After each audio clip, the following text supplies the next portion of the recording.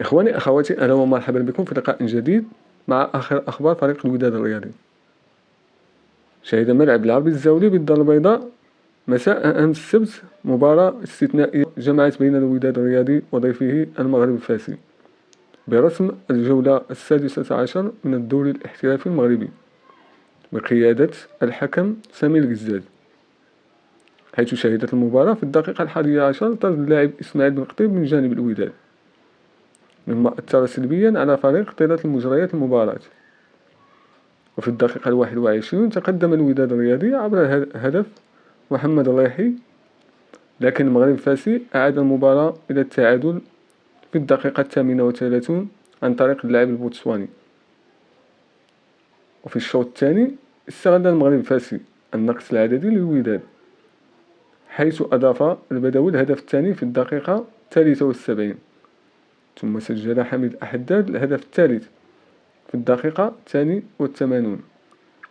وفي الوقت البدل الضائع انهار الدفاع الوداد واستقبل هدف رابع لينتهي اللقاء بفوز الضيوف ب4-1.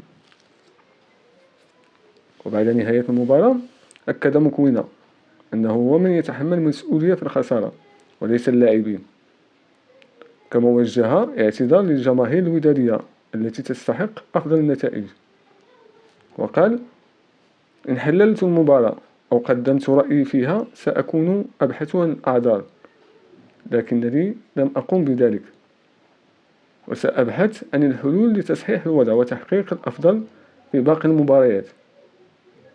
أنا أحب الوداد وأشكر الجميع على الثقة التي وضعت في شخصي، وسأبذل قصارى جهدي من أجل العودة إلى السكة الصحيحة.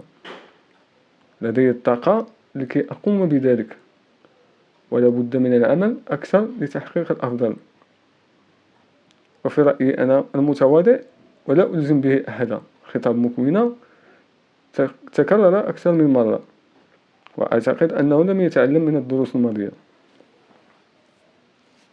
وفي خبر آخر، كشف مصدر مطلع من داخل نادي الزمالك أن هناك اتجاه كبير لبيع الجزيري في يناير المقبل حال وصول عرض رسمي، ولكن الوداد الرياضي لم يقدم أي عرض رسمي لحد الآن.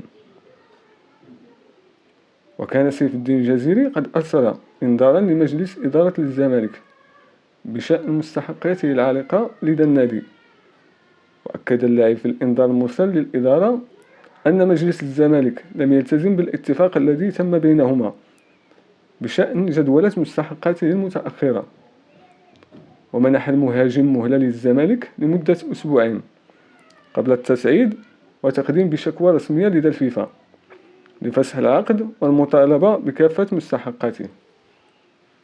ويخضع المهاجم الجنوب الإفريقي ليبو مونيمبا 28 سنة لفترة تجربة وفق الوداد الرياضي من أجل التعاقد معه في يناير المقبل حال اقتناع المدرب مكوينة بمؤهلاته. استودعكم الله والسلام عليكم ورحمة الله.